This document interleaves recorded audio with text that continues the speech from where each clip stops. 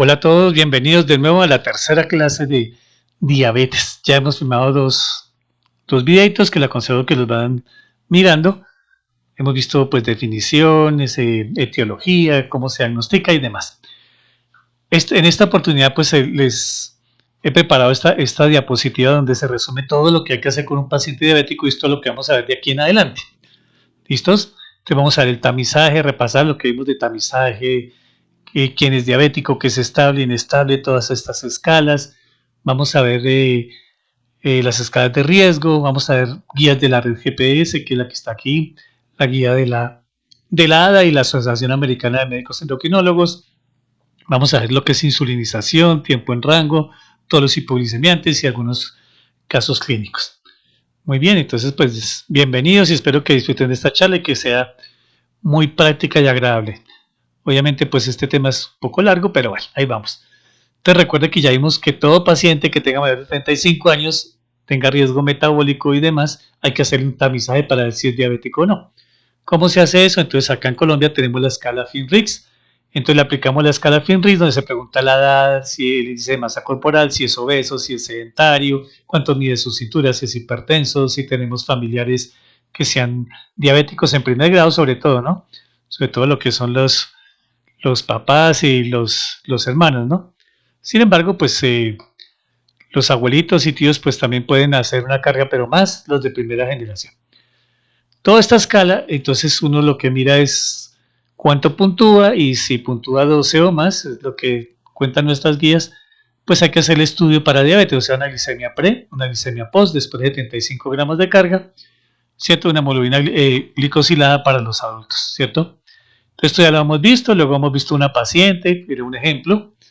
Entonces esta paciente pues pues no es real, sino se ha cuadrado para que entendamos, y más de 35 años, hermano diabético, ella está asintomática, es sedentaria, come muy mal, tuvo un embarazo gemelar, riñón poliquístico, no es hipertensa, tiene hiperlipidemia, ¿cierto? Tiene acanthosin nigricans, ¿cierto? Tiene el perímetro abdominal aumentado, o sea, tiene muchos factores de riesgo para pensar que esta paciente pueda tener hiperglicemia. Entonces le aplicamos esta escala y seguramente nos va a dar más de 12. Hay otra escala que también se aplica, que es la escala de la ADA. Entonces esta escala también hace preguntas muy similares a las que vamos a ver. Les dejo para que tomen el pantallazo, detengan el video. Si tengo yo 5 o más, pues debo hacer el estudio a este paciente para diabetes. Entonces, primero tamizaje. Entonces tenemos estas escalas, la de FINRIX que acabamos de ver, pero no se nos olvide hacer la escala Interhart y HARTS, por ejemplo. Y ahora para Colombia vamos a utilizar la escala ASCVD o la americana. Antes utilizábamos la de Framingham, pero hace un mes, 2 meses más o menos, ya se publicó en la revista Nature que esta escala americana ya fue validada para Colombia y la podemos utilizar con los mismos criterios que ellos utilizan y demás. Te recomiendo ver el video de lípidos, se los voy a dejar ahí en la descripción del video, para que vean cómo se hace el estudio, el paso a paso también de un paciente con dislipidemia. Recuerden que aquí es paso a paso para darle al paciente la mejor atención posible. Entonces ahí en los lípidos van a ver un recuento fisiológico y luego qué hago con mi paciente. Primer paso, segundo, tercero y cuarto despacito, uno por uno y cómo se hace. Muy bien, luego ¿qué hacemos? Entonces si mi paciente es diabético, entonces acuérdense que ya hemos visto que el paciente diabético, la retinopatía diabética se considera como el patrón de oro, el gold estándar para el diagnóstico. Y todo esto sale por un estudio de la revista ADA también, de la tribu PIMA y de la cohorte de Haynes. ¿Y qué se vio ahí? Que los pacientes a medida que van subiendo la glucometría por encima de 100 aumenta el riesgo de retinopatía diabética y sobre todo el punto de corte es más que todo 126, ¿cierto? Ahí se vio, entonces se ve que la retinopatía se tomó como un gol estándar para decir mi paciente tenía diabetes o no y por eso se puso el punto de 126. Sin embargo, los que están entre 100 y 126 llamados prediabéticos, pues también tienen riesgo de hacer retinopatía, ¿no? Muy bien. Acá tenemos pues más cositas. Ahora, ¿cómo hacemos el diagnóstico de diabetes? Pues ya lo hemos visto, esto es muy rápido, esta tablita las dejo ahí para que tomen un screenshot. Y es muy fácil, una glicemia pre, ¿cierto? Con ayuno de 8 horas, mayor o igual a 126, y una glicemia post mayor de 200, ya esas dos hacen el diagnóstico. La post, idealmente, con 75 gramos a las 2 horas, con prueba de tolerancia, eso viene el DESPAC, ¿cierto? Para que se consuma. Recuerden que en otros videos les decía que no es que vaya y desayune y vuelva, no, no, no, que le den la carga de glucosa como debe ser. Listo, necesito 2 criterios de estos para decir que es diabético. Entonces acá tenemos ya los criterios, no me voy a demorar mucho en esto, ahí los pueden ya ver porque ya los vimos en otros videos. Para recordar de que la hemoglobina glicosilada se correlaciona mucho con la glicemia, entonces hemos visto la mnemotecnia de que si yo tengo una hemoglobina glicosilada de 7, es una glicemia de 150. Por cada punto que suba la glicada, o sea, si sube a 8, le subo 30, o sea, 180. Si está en 9, le subo 30, 210. Si está en 10, le subo 30, 240. Entonces, si mi paciente me dice, tengo una hemoglobina glicosilada de 9, pues ya sé que tiene una promedio de 210 miligramos por decilitro. ¿Listos? Esto era como para acordarnos de eso. Muy bien, ya vemos cómo se hizo el diagnóstico, esto ya lo vimos en otros videos. Y ahora, cuando ya tengo a mi paciente diabético, lo vamos a dividir en estable o inestable. En estos videos nos vamos a dedicar más que todo al estable. ¿Quién es el inestable? El inestable es el que tiene estado hiperosmolar. 1. 2. Estado cetoacidótico. 3. Todo paciente que tenga una enfermedad intercurrente que haga que se activen las hormonas contrarreguladoras. ¿Cuáles son estas? Pues las catecolaminas, el cortisol, la TSH, el glucagón. Todas estas hormonas lo que van a hacer es contrarrestar la insulina. Ahora, ¿cuándo se activan estas hormonas? Entonces se activan cuando tengo inflamación. ¿Y cuándo tengo inflamación? Nosotros hemos trabajado durante todo el semestre. Entonces, 1. Infecciones. Todo paciente que tenga una infección aguda diabético ya está inestable. 2. Neoplasias activas. Todo paciente con neoplasia activa es inestable. 3. Una enfermedad autoinmune activa es inestable. 4. Que utilice medicamentos, sobre todo corticoides, es inestable. 5. Trauma. Trauma no solamente es que tuve un accidente automovilístico, ¿cierto? Un terremoto, lo que sea, no. Trauma también puede ser un posoperatorio, una cirugía, un parto, eso es un trauma que es controlado. Y por último, las misceláneas, que son, por ejemplo, que el paciente diabético tenga un infarto agudo del miocardio, que tenga un evento cerebrovascular, que tenga una falla renal aguda, por ejemplo, un tromboembolismo pulmonar. Entonces, todos esos pacientes con infecciones, neoplasias autoinmunes, medicamentos, tóxicos, traumas misceláneas, que estén activas, se llaman inestables porque hay aumento de las contrarreguladoras y quiere decir que estos pacientes se manejan con insulina.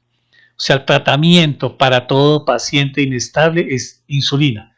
Esto quiere decir que todos los pacientes que se hospitalizan deben recibir seguramente insulina. Eso lo vamos a ver en otro video, cómo se insuliniza un paciente en el hospital. Lo mismo vamos a ver cómo se insuliniza ambulatorio.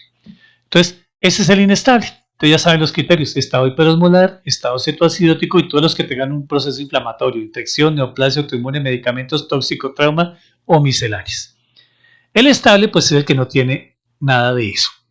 Ahora, ¿qué vamos a hacer con todos los pacientes? Entonces voy a pasarles toda la tabla aquí completa, disculpen ahí. ¿Qué vamos a hacer? Todo paciente, sea estable o inestable, vamos a hacer lo mismo que vamos a ver acá. La diferencia es que el inestable, insulinoterapia de primera elección. El estable ya vamos a ver cómo se maneja. ¿Qué hacemos con el estable? Entonces tenemos que identificar quién es mi paciente. Entonces esto que vamos a ver aquí, todas estas escalas, tómenle foto ahí para que las tengan. A veces se nos pasa porque muchos pacientes son jóvenes, pero cuando llega el adulto mayor es importante tenerla en cuenta. Aún así hay pacientes jóvenes que tienen SB y que tienen enfermedades intercurrentes que los limitan. Entonces hay escalas, ¿cierto? Como la de Bartel, que ya la hemos visto, es para ver qué tanta dependencia tiene mi paciente, Corana para cáncer, la de Case para alcoholismo, Mini-Mental para ver cómo está su estado mental, índice de Carson para comorbilidades, la fragilidad importantísima. Todas estas me dan a mirar fragilidad. ¿Qué es fragilidad? Pues es un paciente que usualmente necesita ayuda de terceras personas para vestirse o para bañarse o para sus medicamentos y tiene altísimo riesgo de que haya un accidente en la aplicación de su insulina, la toma de sus medicamentos, y tiene altísimo riesgo de hacer hipoglicemia. ¿Y por qué es importante esto? Porque es que la hipoglicemia es más grave que la hiperglicemia. La hipoglicemia mata más, deteriora la parte neurológica, la parte cognitiva. Por eso es que se llaman frágiles. Entonces con ellos nos toca ser más cuidadosos, como vamos a ver más adelante, cómo vamos a mirar, pero es importante todas estas escalas. Ya vimos la de Fenris aquí, la escala de ADA, la escala de adherencia, no solamente para diabetes, sino para todos los pacientes que veamos que tienen medicamentos, veamos qué tan adherentes son, porque a veces no están controlados y lo que hacemos es aumentar y aumentar el medicamento y lo que pasa es que el paciente no es adherente.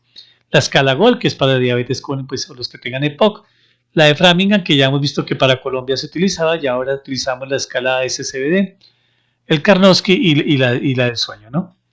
Entonces, es importante ver todo esto en el paciente e identificar todo eso. Entonces, todo paciente diabético tenemos que hacer escalas. Entonces, aquí está la escala de Bartel, aquí para que miren más o menos cómo la pueden encontrar en una calculadora médica, QX Calculate, ¿cierto? Pueden encontrarla ahí, solamente es que se acuerden y lo importante es que se haga. Entonces aquí está el índice de Bartel, si tengo 100 puntos, pues estoy independiente, 0 puntos, definitivamente dependo de todo el mundo, ¿cierto? La escala Cage son básicamente varias preguntas, la C, la A, la G y la E, la E la pueden encontrar, y es para ver si mi paciente es alcohólico o no, hay diabéticos con alcohólico o no, y eso es muy importante. La escala Mini-Mental para ver el trastorno cognitivo puede ser Mini-Mental de 30 puntos, para ver si tiene atención, orientación, memoria, sensopercepción, un juicio y un raciocinio bien. El índice de Carson, básicamente lo que mira son las comorbilidades y qué tanto riesgo tiene nuestro paciente de fallecer y de tener más complicaciones con esta enfermedad. La fragilidad de Fryer, entonces hay varias escalas, pero esta es muy sencilla, ¿cierto? La podemos hacer con el consultorio, viendo la fuerza de la mano, la velocidad de caminar, si ha perdido peso, actividad física. Entonces, fragilidad tiene más de 3 criterios, intermedia de 1 a 2 y no frágil es 0. Entonces, entre más independiente, pues mejor el pronóstico de un paciente y entre más dependiente, peor el pronóstico de un paciente, ¿no? Muy bien. Y vamos aquí en la fragilidad, la escala ECOG, ¿cierto? Para el grupo de oncología. Este test, que se llama el test IPAC, todo eso lo encuentra también online, es ver la actividad física de nuestro paciente y podemos ayudarle a decir cómo mejorarla, ¿cierto? Qué tanta adherencia tiene la actividad física y demás, que es muy importante para el tratamiento. Tenemos aquí una escala, bueno, EMINA, que es para los pacientes que están acostados y que tienen riesgo de úlceras de decúbito. La escala FINRIX, la escala Wells para riesgo de tromboembolismo, la escala ADA que ya la vimos, la escala GOL para tromboembolismo, adherencia a tratamiento, miren, son varias preguntitas. Y esto sí es importante, pues para cualquier paciente preguntarle esto, porque como les decía, a veces aumentamos dosis, aumenta dosis, lo que pasa es que nuestro paciente no es adherente al tratamiento, no es adherente a la dieta, no es adherente al estilo de vida, ¿no? La escala Framingham, la escala de dieta, entonces esta escala es para verle qué tanta adherencia hay a la dieta mediterránea, que esa la pueden encontrar pues en sus dispositivos. Muy bien, entonces recordar, todo paciente diabético, entonces primero hacemos tamizaje, segundo, riesgo cardiovascular, tercero, si es diabético aplicamos criterios, si ya es diabético estamos en estable e inestable, ya sabemos todos los criterios de inestable y es insulinoterapia que lo vamos a ver al final. El estable, que es lo que estamos viendo, o incluso al inestable, tenemos que hacerle todos los riesgos que hay acá, si es que los tiene, tenemos que mirarle las comorbilidades porque toca manejarlas, o sea, si es hipertenso, entonces miren el video de hipertensión que está en la plataforma donde se dice cómo se maneja el paciente hipertenso. Sin embargo, vamos a hacer una actualización por las guías que salieron hace como 2 meses. Si es obeso, manejamos la obesidad, que lo vamos a tocar ahora. Si es sedentario, el apoyo familiar, si está con depresión, la escala NAFLD, que es para el hígado graso, y el riesgo de hipoglicemia. Hay que hacer el examen físico al paciente. Entonces, el examen físico lo que vamos a buscar es órgano blanco. No se nos olvide que la diabetes afecta la parte macrovascular y microvascular, ¿cierto? Entonces me afecta el ojo, retinopatía, me afecta el riñón, falla renal o microalbuminuria, y me afecta el sistema nervioso periférico. Esas 3 se llama microangiopatía. Y la macroangiopatía es cerebro, evento cerebrovascular, el corazón como un infarto o falla cardíaca, y la enfermedad arterial periférica en la que se disminuyen los pulsos y causa pie diabético. Entonces, todo paciente que llegue, pues obviamente hay que hacer el examen físico, pero en este caso, ahorita lo vamos a ver, vamos a hacer énfasis en cada uno de estos puntos de qué es lo que nos toca ver, ¿cierto? Porque la diabetes afecta lo macro y lo micro y me va a dejar algún daño en alguno de estos sistemas. Y ya cuando ya hemos hecho el examen físico, pues vamos a pedir una serie de paraclínicos como un hemograma, la hemoglobina glucosilada, que es muy importante para el diagnóstico de diabetes, pero cuando veamos el hospitalario, todo paciente que ingrese, hay que hacer una hemoglobina glicada de ingreso, que cuando llegue al hospital, o si tiene los 3 últimos meses nos va a servir, pero esa hemoglobina glicada de ingreso nos va a servir para el tratamiento de salida, como lo vamos a ver más adelante. Obviamente hay que pedir glicemia, pruebas de función renal y todo lo que ustedes ven acá. Si se dan cuenta, esto que está aquí es buscando lesión de órgano blanco, porque es que la lesión de órgano blanco yo la puedo ver de forma clínica, pero a veces no puedo ver cosas de forma clínica. Entonces toca hacer algunos, algunos paraclínicos. ¿Listos? Muy bien. Entonces, vuelvo y repito, porque es que esto hay que hacerle a todos los pacientes, ¿no? Nos acostumbramos a que el paciente llegue y hay insulina y tómesela esta y ya y se acabó el paciente y se controla el azúcar y se acabó el paciente. Eso es lo que las guías llaman glucocentrismo. Entonces se nos olvida que el paciente es un todo, o sea, él tiene sus problemas funcionales y además tiene una familia que de cierta manera pues también padece la enfermedad. ¿Por qué la padece? Pues porque es que ellos también si cocinan para todos pues tienen que hacer la misma dieta que el diabético, que a todas estas es muy bueno, ¿no? Porque se evitan muchos problemas y quitar el dulce y las harinas. Bueno, entonces, todo paciente que nos llegue 35 años con riesgo cardiovascular o no, hagámosle tamizaje. Ya sabemos cómo hacerlo. Luego vemos si es diabetes. Si está diabético, la primera pregunta es ¿estable o inestable? Si es inestable, ya sabemos los criterios. Después vemos cómo se maneja. Si está estable, entonces hacemos todo esto que está aquí. Al inestable vamos a hacer lo mismo, pero nos vamos a centrar en este.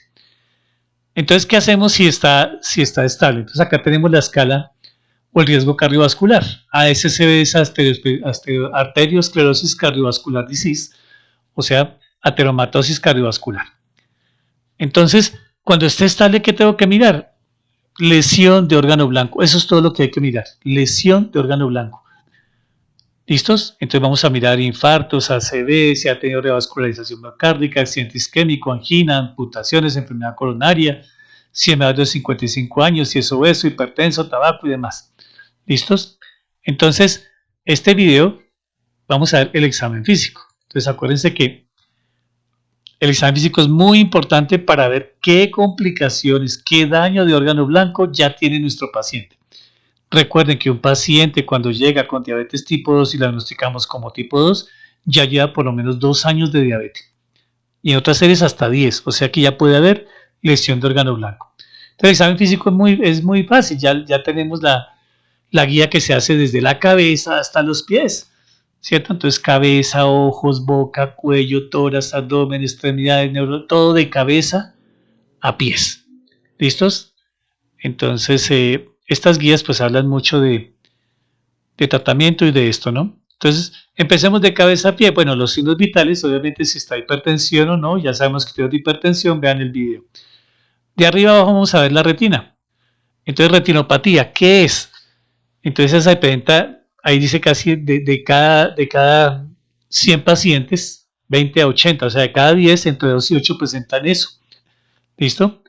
Entonces, la retinopatía quiere decir que hay un daño microangiopático, ¿cierto?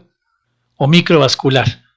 Entonces, esta retinopatía va unida pues a la lesión renal y va unida al sistema nervioso periférico, ¿no? A la neuropatía. Entonces, esa neuropatía periférica, retinopatía y riñón van muy unidos. Entonces, si yo encuentro una, por favor, busque de una vez la otra. Entonces, si tengo retinopatía, de una vez miremos ese riñoncito porque seguramente está lesionado. Si tengo neuropatía, pues miro el ojo y miro el riñón y así, ¿cierto? Entonces, la retinopatía se clasifica pues en retinopatía no proliferativa, que es microaneurismas, que son como el hallazgo típico que se ve en la tribu Pima y en los Enhance, ¿cierto? Retinopatía preproliferativa, por áreas isquémicas hay exudados, la proliferativa hay neoformación de vasos, está la enfermedad macular, que esto es muy importante la enfermedad macular, porque esta es la razón por la cual el paciente diabético cuando se le pide insulina o tiene hiperglicemia, pues va a disminuir su visión. ¿Listos? Otras apariciones, otros hallazgos que se pueden ver en la retinopatía, pues son las cataratas y el glaucoma. ¿Listos? Muy bien. Entonces la retinopatía diabética, básicamente, el fondo de ojo es importante hacerlo y tenemos que entrenarnos más que todo en ver si hay hipertensión endocraniana, que tal vez es como el dato que uno en el fondo de ojo como médico familiar, médico especialista, médico general puede detectar más, ¿cierto? Sin embargo, si yo veo hemorragias exudados, pues no nos sobra, ¿cierto? Pero es muy difícil ver las microaneurismas y demás, porque hay estudios en que muestran que esto a veces es complicado y a veces toca mandarlo al oftalmólogo. Entonces, si tenemos dudas, pues mandémoslo al oftalmólogo que nos va a ayudar y a veces va a ser unos estudios que vamos a ver más adelante, como una tomografía, ¿no?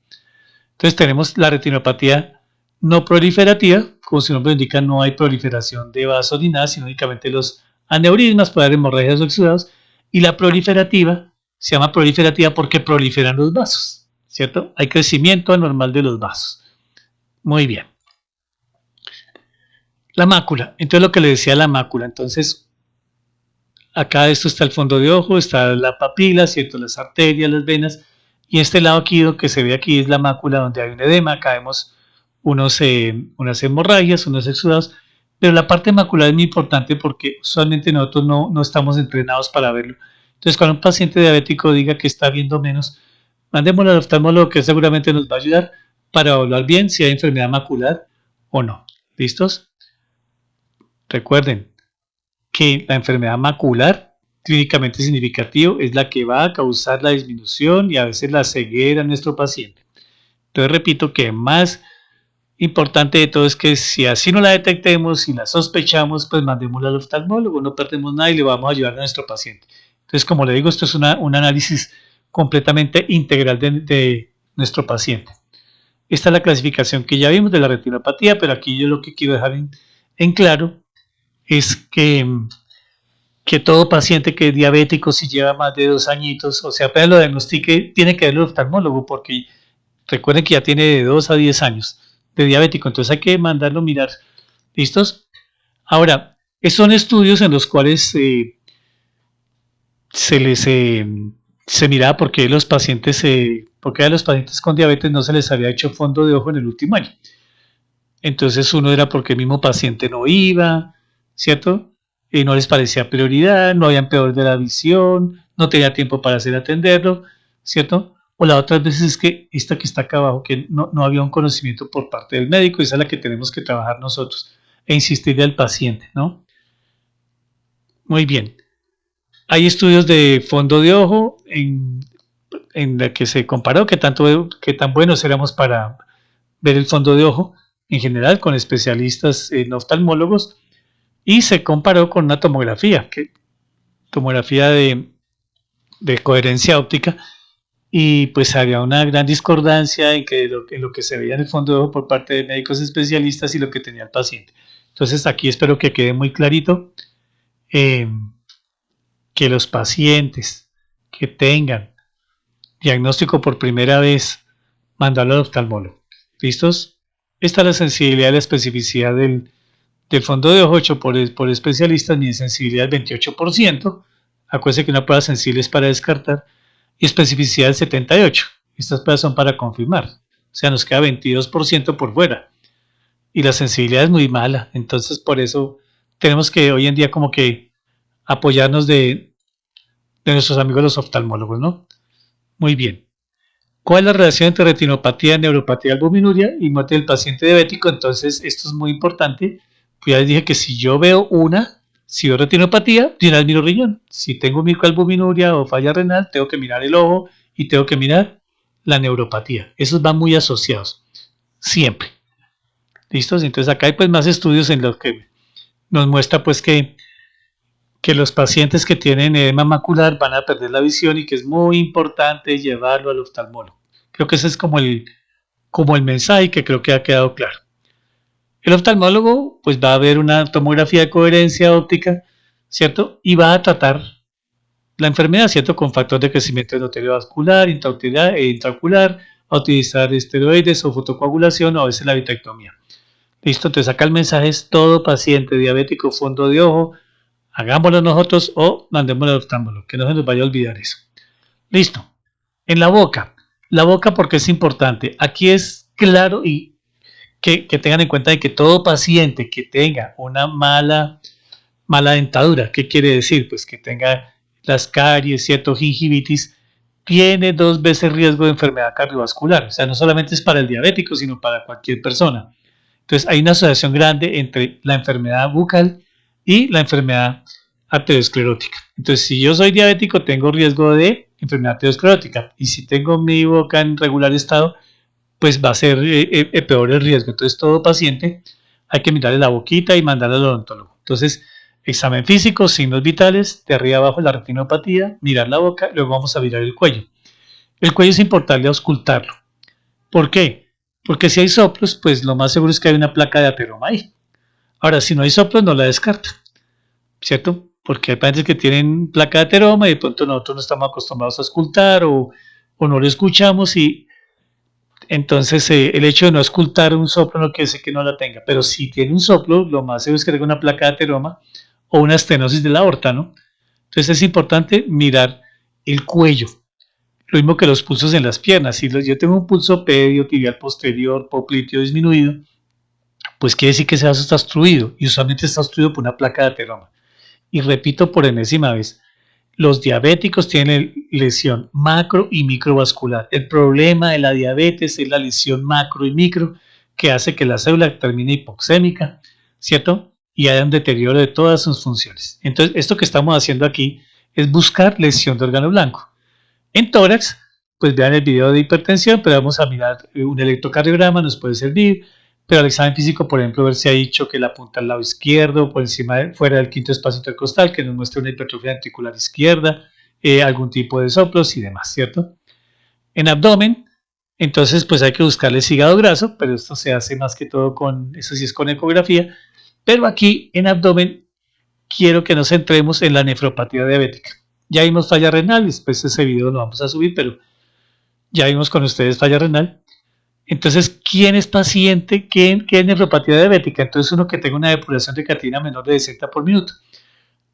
Acá, pues, la escala que se decía era MDRD, pero tal vez hoy se utiliza la CKD-EPI, ¿no? Entonces, utilicemos la CKD-EPI, es como la mejor escala hoy en día, de acuerdo a las revisiones que hay en la revista Nature del 2021-2022, dicen definitivamente que es como la mejor escala, ¿no? CKD-EPI. Entonces, ¿quién tiene nefropatía diabética? Pues que tenga una depuración de 60 por minuto. 2. Una microalbuminuria de 30 o más. ¿Listo? Importante lo que les escribo aquí, miren, bájale aquí. 80-90% de los pacientes con diabetes no saben que presentan falla renal. No lo saben. ¿Listo? Porque ellos presentan orina bien, a veces presentan una diuresis aumentada y no se dan cuenta. Ya cuando se dan cuenta puede ser tarde. Hablamos de microalbuminuria cuando aparece en la orina cifras mayores de 30 microgramos por miligramo de creatinina de albúmina, pero inferiores o iguales a 299, y de macroalbuminuria cuando las cifras son de 300 o más. Esto pues hay una nueva clasificación que dice que la microalbuminuria es leve cuando es menos de 30, moderada de 30 a 300 y severa cuando hay más de 300. Lo importante aquí es que todo paciente diabético, entonces tenemos que mirar signos vitales, la tensión arterial, fondo de ojo, la boca, auscultar cuello, mirar lesiones cardíacas en abdomen, mirar el riñón. Entonces vamos a pedir microalbuminuria, siempre microalbuminuria, vamos a pedir bunicreatinina, siempre, vamos a pedir un parcial de orina. Esos tres no pueden faltar en los pacientes con diabetes. Ahora, ¿cómo se clasifica la nefropatía diabética? Entonces, pues, ella puede ser en estadio 1, 2, 3 o 4, de acuerdo a la filtración glomerular. Pero esta diapositiva lo que quiero mostrarles es que mire que tiene que pasar de 10 a 25 años para que llegue a un estadio 4 y de 15 a 30 para que llegue a diálisis. O sea, tenemos mucho tiempo para investigar a nuestro paciente.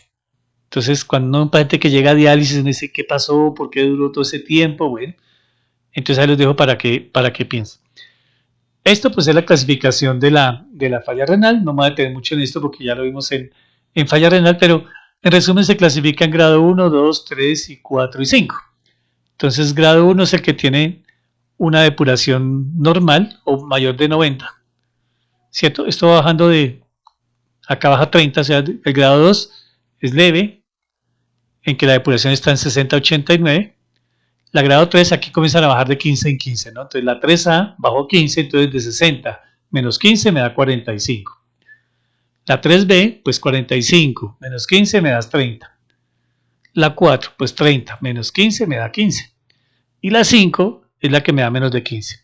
Entonces, aquí está la clasificación de la falla renal crónica. Y aquí a este lado fue lo que acabamos de ver. Entonces las albuminurias se clasifican a 1, a 2 y a 3. A 1 cuando está en menos de 30 miligramos por gramo o menos de 3 miligramos por mil equivalente. La moderadamente es de 30 a 300 y la grave más de 300, que fue lo que vimos ahorita, ¿cierto? Que es nicoalbuminuria menos de 30 a 300 o más de 300. Y aquí el estadio. Entonces aquí lo clasifican en el riesgo, ¿cierto? Entonces, por ejemplo, el que está en verde tiene riesgo, ¿cierto? De presentar una falla renal crónica, ¿listo? Pero lo podemos manejar. Todo lo que está en rojo, idealmente referirlo al nefrólogo o al especialista o al internista, todo esto que está en rojo, ¿listos? Y lo que está en amarillo son pacientes que están intermedios, los podemos manejar nosotros mismos o mandarlo al nefrólogo. Recuerden que esto, bueno, todo esto lo vimos en el módulo de falla renal y pronto subiremos ese video de esa clase para profundizar en esto. Entonces, resumiendo, llega un paciente, 1, tengo que mirar si tiene riesgo, mayor de 35 años, hacer tamizaje. 2, hacer tamizaje para riesgo cardiovascular. 3, si ya es diabético, tengo que mirar si está estable o inestable. 4, inestable, ya sabemos que son todos los que tengan cetoacidosis, estado hiperosmolar o inflamación, infección, neoplasia autoinmune, medicamentos tóxicos, trauma. Y se manejan con insulina. Los estables, ya vamos a ver cómo se manejan. A todos los pacientes hay que hacer escalas de riesgo, que ya la vimos, y examen físico, que es lo que estamos. Hay que hacer el fondo de ojo, mirar bien la boca, auscultar el cuello, el tórax, y estamos en el abdomen para mirar bien, acordarnos de que hay que mirar el riñón de nuestro paciente. ¿Listos? Aquí está la historia natural de la nefropatía diabética. Esto es para mostrarles de que, mire, es que tiene que pasar mucho tiempo para que el riñón se lesione. Entonces, hay tiempo para tomar a nuestro paciente, educarlo y evitar estas complicaciones, ¿no? Esa es la idea como a lo que queremos llegar con esta charla, ¿no? Aquí está la clasificación Akin, ¿cierto? La clasificación KDIGO, que es Akin 1, 2 y 3, que hay aumento de la creatinina mayor de 0,3, aumento de 1,5 a 2 veces y demás. Entonces, importante, esto es para la falla renal, injuria renal aguda, ¿no? Que es de 0 a 7 días, la lesión renal es de 7 días a 30 a 90 días y más de 90 días, pues se llama falla renal crónica. Muy bien, entonces aquí lo que queremos mostrar es que nuestros pacientes que sean diabéticos tenemos que mirar el riñón, hacer parcial de orina, creatinina, BUN, depuración de creatinina y una microalbuminuria. Eso no se nos puede olvidar y aplicar los criterios que tenemos para falla renal. Listo. Genital, pues bueno, esto se lo damos más a los obstetras, no vamos a hablar de la diabetes gestacional y nada de esas cosas, pero bueno, genital básicamente de los hombres, pues la impotencia, eso lo vamos a ver en urología, ¿cierto? De algunos trastornos menstruales. Vascular, como les dije a ustedes, los pulsos, miren los pulsos, es muy fácil mirarlos. Aprendamos a tomar el pulso pedio, tibial posterior, si esos están disminuidos, pues quiere decir que hay lesión vascular. ¿Y por qué es importante? Porque si yo tengo disminuidos los pulsos pedios o tibial posterior, seguramente todas las ramas de la aorta y en la cabeza, todas las arterias, pues tienen placa de ateroma. Entonces toca hacer una pesquisa vascular. ¿Por qué? Porque a veces el paciente tiene únicamente disminución de los pulsos y nos quedamos ahí, pero es que si yo tengo disminución de los pulsos tengo que mirar las carótidas porque si se me desprende una placa de la carótida me da un SB y podemos prevenirle o manejarle. O tengo que mirar las coronarias porque puedo prevenir un infarto agudo de miocardio. ¿Ven? Entonces es muy importante la parte vascular. En la piel y sistema nervioso periférico, pues en la piel básicamente la acantosis nígricas, pero el sistema nervioso periférico la neuropatía diabética. Entonces, es importante ver si hay neuropatía. ¿Por qué? Porque se asocia con retinopatía y se asocia con lesión renal. Esas tres se asocian mucho. 2. Una neuropatía hace que pierda la sensibilidad en las manos y sobre todo en los pies. Entonces el paciente va a caminar y no se da cuenta si se pincha o al cortarse las uñas puede causarse una lesión y por ahí entra una infección y causar el pie diabético que termina a veces en amputaciones parciales o totales. Por eso es importante esto. Entonces, la charla ahorita es muy sencillita, pero dejando puntos clave, ¿no? Entonces, acá tenemos una neuropatía, ¿cierto? Que es de fibras largas, que esta es más sensitiva, que se llama enguante y calcetín, es una de las neuropatías que podemos ver acá. Hay otra neuropatía de fibras pequeñas, que son más que todo en los pies, ¿cierto? Es termoalgésica también, no es motor, pero me afecta las fibras pequeñas. Tenemos una neuropatía proximal, Entonces acá en los hombros, en las partes proximales, pero esta sí tienen que tener mucho cuidado, ¿no? Porque hay diagnósticos eh, diferenciales como a veces miastenia gravis, a veces la hipocalemia, la hematomiositis y demás. O sea, un paciente puede ser diabético, tener neuropatía, pero puede enfermarse de otra cosa diferente, ¿no? Entonces esto es muy importante tenerlo en cuenta. Las mononeuropatías agudas, entonces tenemos pacientes con diabetes que pueden tener lesiones del tercer par, como un motor ocular común o un sexto par, ¿cierto? Y que pues forman parte de diagnósticos diferenciales de enfermedades como miastenia gravis, pero la mononeuropatía puede ser ahí o en la parte abdominal, ¿cierto? O una sola extremidad. Por tratamiento, pues tenemos básicamente las dos grandotas, que es el túnel del carpo, el túnel del tarso. Y a veces tenemos pues la asiática, ¿no? Entonces, pacientes que tengan túnel del carpo, pues aunque es una enfermedad más laboral, sin embargo, pues hay que pensar en diabetes, ¿cierto? Túnel del tarso, ¿cierto? O una asiática. Siempre hay que estudiarlos. Muy bien. Acá pues es para mostrar los puntos donde se puede, aquí a la derecha van a ver el microfilamento. Entonces con este microfilamento es con lo que se debe hacer el examen de la sensibilidad del pie. Entonces mirar los puntos, aquí está, mire, primer dedo, tercero, quinto, acá en la parte del dorso del pie, en la parte media, en la parte posterior y aquí en la parte dorsal. Solo con el monofilamento podemos ver. ¿Por qué es importante el examen de la neuropatía? Vuelvo y repito, al cortarse las uñas del paciente puede lastimarse el pie y hacer un pie diabético. O nomás con el calzado, si utilizas calzado de cuero grueso que le apriete, puede causar lesiones y el paciente no siente. Y por ahí entran infecciones, bacterias y ellos como están inmunosuprimidos, pues van a empeorar. Entonces después nos toca una charla exclusivamente para pie diabético y demás. Por ahora queremos ver es que se vea qué es lo que hay que hacer con un paciente. Ahora, la neuropatía diabética también puede ser abdominal. Esta es de más larga data y puede dar un hilio, puede dar gastroparesia diabética. Afortunadamente no es muy frecuente, pero puede aparecer, simular abdomen agudo y demás. Es bueno como saber que contamos con eso. ¿Listos? Los déficits motores, instauración rápida, que no mejora a pesar de control, inicio rápido, antes de 10 años de diabetes, y tengo cambios mentales, son signos de alarma para pensar que no es la diabetes. La diabetes es más sensitiva que motora. Entonces, si tengo un déficit motor, no le echemos la culpa a la diabetes. ¿Cierto? Si es de instauración rápida, la diabetes es lenta, ¿no? Empieza a los 5 años, 10 años, pero si es aguda, piensen que no es la diabetes, que no mejora a pesar de control médico, cierto inicio rápido, hay cambios mentales, por favor, ahí pensemos que no es la diabetes, sino otra enfermedad. ¿Listos? Las neuropatías, pues básicamente hay que controlar la diabetes, evitar hipoglicemia, después vamos a ver qué es el tiempo en rango, el control de lípidos, control del dolor, entonces es una manera del dolor de manejo del dolor de la gabapentina, que tiene un NNT de 5, o sea, por cada 5 pacientes que yo maneje, uno va a mejorar, ¿listo? Para quitar el dolor en un 50%, y la dosis de 1200 a 3600 miligramos día. Sin embargo, si tengo neuropatía diabética, les recomiendo, pues, bueno, hacer una electromiografía y enviarlo a clínica del dolor, ¿cierto? Y al neurólogo para que nos ayuden a controlar este tipo de pacientes. Aquí es como para darnos cuenta cómo se maneja la neuropatía, ¿cierto? Por si no tenemos el acompañamiento de estos especialistas. Entonces, de primera línea, los tricíclicos, ¿cierto? Ligandos de canales de calcio, inhibidores selectivos de captación de serotonina y lidocaína tópica. De segunda línea, los opioides y tramadol. Los opioides y tramadol no son medicamentos que me van a quitar el dolor neuropático, pero me ayudan el dolor asociado y la parte mental. ¿Listos? Y de tercera línea hay antiepilépticos, antidepresivos, capsaicina, cannabinoides. Y en algunos casos pues se requiere alguna especie de marcapaso y tratamientos más agresivos que se escapan pues de nuestra revisión, ¿no? Esta básicamente es para que miren los medicamentos que utilizan, gabapentina, pregabalina, lamotrigina y demás, ¿cierto? Cuánto se necesita de dosis y cuánto se van a mejorar con esto, ¿cierto? Entonces acá tenemos pregabalina, lamotrigina, carbamazepina, morfina y tramadol, tenemos acá la disopiramida, duloxetina, la fluoxetina. Entonces nos van a ayudar para el manejo del paciente.